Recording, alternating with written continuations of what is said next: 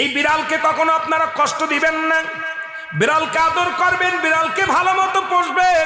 বিড়াল যদি কোনো জাতির জন্য দোয়া করে, কোনো গৃহস্থর জন্য দোয়া করে, ওই সংসারের মধ্যে উন্নতি শুরু হয়ে যায়।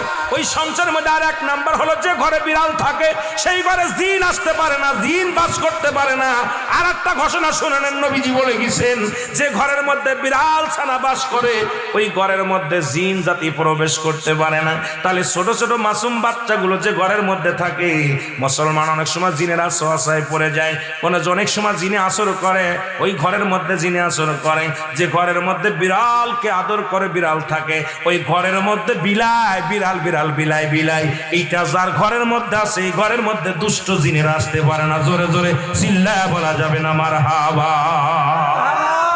একবার নবী সুলাইমান আলাইহিস সালাম শুনতে পাইলেন পাশের বাড়িতে একটা কুকুরকে কষ্ট দিয়ে বিষ